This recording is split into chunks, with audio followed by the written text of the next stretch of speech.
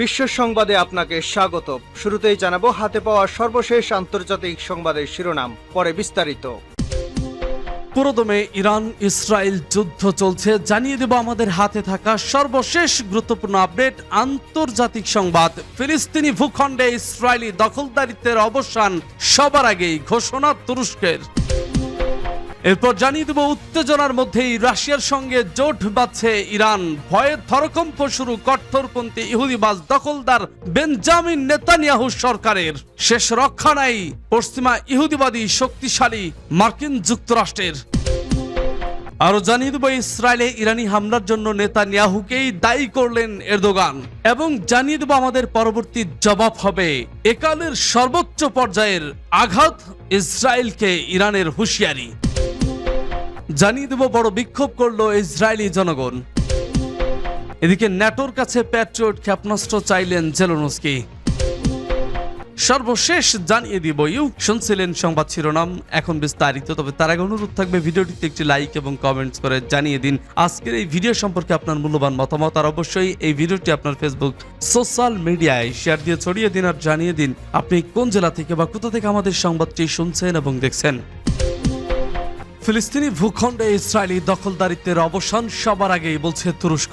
Iran ও ইসরায়েলের মধ্যে চলমান উত্তেজনায় গাজার পরিস্থিতি থেকে মনোযোগ সরিয়ে নেওয়া উচিত নয়, বরং ফিলিস্তিনি ভূখণ্ডে ইসরায়েলি দখলদারিত্বের অবসান ঘটানোই আন্তর্জাতিক সম্প্রদায়ের প্রথম অগ্রাধিকার হওয়া উচিত। শনিবার তুরস্কের পররাষ্ট্রমন্ত্রী হাকান ফিদান এই মন্তব্য করেছেন বলে ব্রিটিশ বার্তা সংস্থা রয়টার্সের এক প্রতিবেদনে জানানো হয়েছে। তুরস্ক সফররত মিশরের পররাষ্ট্রমন্ত্রী সামেহ শকুরির সঙ্গে ইস্তাম্বুলে বৈঠক করেছেন তুরস্কের পররাষ্ট্রমন্ত্রী। বৈঠকে ইরান এবং ইসরায়েলকে চলমান পরিস্থিতি নিয়ন্ত্রণে সর্বোচ্চ সংযম প্রদর্শনের আহ্বান জানিয়েছেন তিনি। ইরানে ইসরায়েলের ড্রোন হামলা ঘিরে মধ্যপ্রাচ্যের তুমুল উত্তেজনার মাঝে শনিবার তুরস্ক সফর করেছেন মিশরের পররাষ্ট্রমন্ত্রী। শুক্রবার ইরানের ইস্পাহান শহরে ড্রোন হামলা হয়েছে। এই হামলার দায় ইসরায়েল এখনও আনুষ্ঠানিকভাবে স্বীকার করেনি। তবে ইরানের সামরিক ও রাজনৈতিক নেতারা এই হামলার ঘটনাকে গুরুত্বহীন, ছোট এবং বাচ্চাদের খেলাধুলার সাথে তুলনা করে রীতিমতো হাস্যরস করেছেন। একই সঙ্গে হামলার সাথে ইসরায়েলের সংশ্লিষ্টতার কোনো প্রমাণ পাওয়া যায়নি বলে জানিয়েছে তেহরান। যদিও মার্কিন একাধিক গণমাধ্যমের প্রতিবেদনে ইরানে ইসরায়েল ড্রোন হামলা চালিয়েছে বলে দাবি করা হয়েছে। তুরস্কের পররাষ্ট্রমন্ত্রী ফিদানের সাথে যৌথ সংবাদ সম্মেলনে শখরি বলেন, চলমান উত্তেজনা ঘিরে এই অঞ্চলে উদ্বেগ রয়েছে। আমরা একেবারে শুরু থেকে সংঘাতের বিস্তারের বিষয়ে সতর্ক করে দিয়েছি। আমরা উভয় পক্ষকে অর্থাৎ ইসরায়েল ও ইরান সংযম দেখানোর আহ্বান জানিয়েছি। ফেদান বলেন, মধ্যপ্রাচ্যে অস্থিতিশীলতার প্রধান কারণ ফিলিস্তিনি ভূখণ্ডে ইসরায়েলের দখলদারিত্ব এবং ইসরায়েলের প্রতি পশ্চিমাদের সমর্থন। তিনি বলেন, এই সত্য থেকে আমাদের মনোযোগ অন্যদিকে ফিরিয়ে আনতে পারে এমন যে কোনো ঘটনাকে উপেক্ষা করা উচিত। উত্তেজনার মধ্যেই রাশিয়ার সঙ্গে জোট বাঁধছে ইরান। ইসরায়েলের সঙ্গে চলমান উত্তেজনার মাঝে এবার পশ্চিমাদের আরেক শত্রু রাশিয়ার সঙ্গে জোটবদ্ধ হচ্ছে ইরান। সামরিক এবং প্রযুক্তিগত সহায়তা উন্নয়নে মস্কো তেহরান কাজ করছে বলে জানা গেছে। ইরান ইসরায়েল সংঘাতের জেরে গোটা মধ্যপ্রাচ্য জুড়েই তুঙ্গে উত্তেজনার পারদ। পাল্টাপাল্টি হামলায় যে কোনো সময় যুদ্ধের রূপ নিতে পারে বলেও আশঙ্কা তৈরি হয়েছে।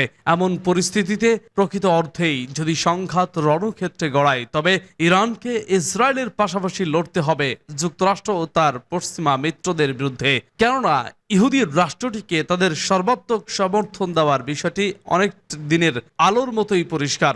এমন পরিস্থিতিতে নিজেদের অবস্থান আরো শক্তিশালী করে মাঠে নামছে ইরান। এই তৎপরতার অংশ হিসেবে এবার রাশিয়ার সঙ্গে সম্পর্ক আরো জোরদার করছে রাইসি প্রধান। সামরিক এবং প্রযুক্তিগত উন্নয়নে পারস্পরিক সহযোগিতা আরো জোরালো করেছে মস্কো তেহরান। আন্তর্জাতিক আইনের আওতায় রাশিয়ার সঙ্গে প্রতিরক্ষা সম্পর্ক জোরদার করতে চায় ইরান। বিশ্লেষকরা বলেছেন, ইসরায়েল এবং তার মিত্রদের বিরুদ্ধে শক্তিশালী প্রতিরোধ গড়ে তুলতেই ইরান রাশিয়ার এই পদক্ষেপ। এমনকি আসন্ন দিনে পশ্চিমা বিরোধী অন্য দেশগুলো সামরিক সম্পর্কে আরো তৎপর হতে পারে বলেও মনে করছেন তারা। যদিও এমন জল্পনা অঙ্গীকার করেছে তেহরান, দাবি তৃতীয় কোনো পক্ষের বিরুদ্ধে বা আঞ্চলিক সংঘাতের বিরুদ্ধে কাজ করবে না এই মিত্ররা, বরং আঞ্চলিক নিরাপত্তা ও স্থিতিশীলতা নিশ্চিত তাদের মূল লক্ষ্য। ইসরায়েলে ইরানি হামলার জন্য নেতানিয়াহুকে দায়ী করলেন এরদোগান। ইসরায়েলে ইরানি হামলার জন্য ইসরায়েলের প্রধানমন্ত্রী বেনিয়ামিন নেতানিয়াহুকে দায়ী করেছেন তুরস্কের প্রেসিডেন্ট রজব তাইফ এরদোগান। বুধবার মধ্যপ্রাচ্য ভিত্তিক নিউজ ওয়েবসাইট মিডল ইস্ট মনিটরের এক প্রতিবেদনে এই তথ্য জানানো হয়েছে। প্রতিবেদনে বলা হয়েছে, মঙ্গলবার এক টেলিভিশন সাক্ষাৎকারে এরদোগান বলেছেন, গত 13 এপ্রিল সন্ধ্যায় আমাদের হৃদয়ে যে উত্তেজনা গ্রাস করেছিল তার জন্য প্রধান দায়ী হলেন নেতানিয়াহু এবং তার নিষ্ঠুর প্রশাসন। তিনি আরো বলেন, ইসরায়েল একটি আঞ্চলিক সংঘাত উস্কে দেওয়ার চেষ্টা করেছে। দামেস্কে ইরানের দূতাবাসে তাদের হামলা ছিল ওই প্রক্রিয়ার শেষ ড্রপ। উল্লেখ্য, গত রোববার রাতে ইরান দামেস্কে ইরানি দূতাবাসের কনসুলার কয়েকশো ক্ষেপণাস্ত্র ড্রোন নিক্ষেপ করে। তেল আবিবের হামলায় ইরানের বিপ্লবী গার্ড কর্পোরেশন অর্থাৎ IRGC এর 7 সদস্য নিহত হয়। সূত্র মিডল ইস্ট মনিটর। আমাদের পরবর্তী জবাব হবে সর্বোচ্চ পর্যায়ের ইসরায়েলকে ইরান। হামলা পাল্টা হামলা ঘিরে তৈরি হওয়া চরম উত্তেজনার মাঝে আবারও ইসরায়েলের বিরুদ্ধে সর্বোচ্চ পর্যায়ের ব্যবস্থা নেওয়ার হুমকি দিয়েছে ইরান। শুক্রবার মার্কিন সংবাদ মাধ্যম NBC নিউজকে দেওয়া এক সাক্ষাৎকারে ইরানের পররাষ্ট্রমন্ত্রী আমির হুসেইন আমির আবদুল্লাহিয়ান বলেছেন, ইসরায়েল তেহরানের স্বার্থবিরোধী কাজ করলে ইরান তাৎক্ষণিকভাবে সর্বোচ্চ পর্যায়ের জবাব দেবে। একই সঙ্গে শুক্রবার ইরানের ইস্পাহান শহরে হওয়া হামলার ঘটনায় তদন্ত চলছে বলেও জানিয়েছেন তিনি। আমির হুসেইন আমির আবদুল্লাহিয়ান বলেছেন, শুক্রবারের হামলার ঘটনায় এখন পর্যন্ত ইসরায়েলের সংশ্লিষ্টতার প্রমাণ পাওয়া যায়নি। NBC নিউজকে তিনি বলেছেন, ড্রোনগুলো ইরানের ভেতর থেকে ছোড়া হয়েছে এবং কয়েকশো মিটার উড়ে যাওয়ার পর সেগুলো ভূপাতিত হয়েছে। ইরানের এই পররাষ্ট্রমন্ত্রী বলেছেন, এগুলো ড্রোন নয়, তবে খেলনার মতো যা দিয়ে আমাদের বাচ্চারা খেলাধুলা করে, আর এসবের সাথে ইসরায়েলের সংশ্লিষ্টতার কোনো প্রমাণ এখনো আমরা পাইনি। ইরান বিষয়টি তদন্ত করছে। তেহরানের তথ্য অনুযায়ী গণমাধ্যমে আসা তথ্য সঠিক নয়। ইরানের সরকারি কর্মকর্তা ও গণমাধ্যম বলছে, শুক্রবার ভোরের দিকে ইরানের মধ্যাঞ্চল ইস্পাহান শহরে 3টি ড্রোন আঘাত এনেছে। এর ফলে সেখানে ছোট বিস্ফোরণ ঘটেছে। তারা এই ঘটনাকে ইসরায়েলের পরিবর্তে অনুপ্রবেশকারীদের আক্রমণ হিসেবে উল্লেখ করেছেন। এর মাধ্যমে প্রতিশোধ নেওয়ার প্রয়োজনীয়তা এড়িয়ে গেছেন। বড় বিক্ষোভ করল ইসরায়েলি জনগণ।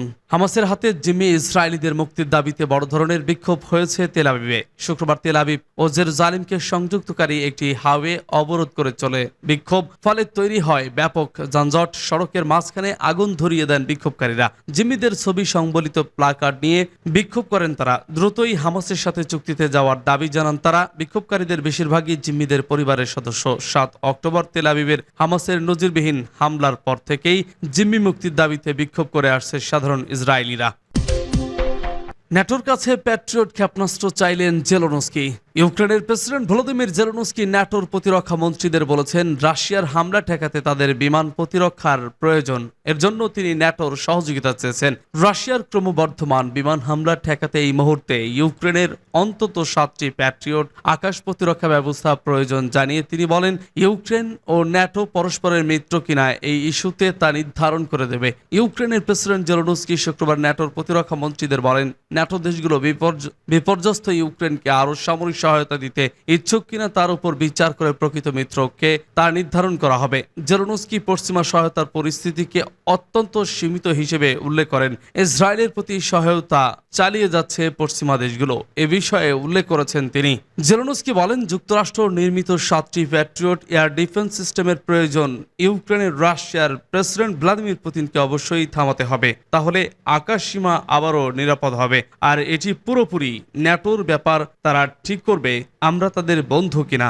ভিডিও কনফারেন্সে দেওয়া বক্তৃতায় জেলেনস্কি ন্যাটো মন্ত্রীদের বলেন, পশ্চিমা সমর্থনের দোলাচলের মাঝে 1200টিরও বেশি রাশিয়ান ক্ষেপণাস্ত্রের পাশাপাশি 1500টি ড্রোন এবং 8500টি গাইডেড বোমার লক্ষ্যবস্তু হয়েছে ইউক্রেন। ইউক্রেনের গুরুত্বপূর্ণ অবকাঠামোতে দূরপাল্লার ক্ষেপণাস্ত্র হামলার পরিমাণ বাড়িয়েছে মস্কো।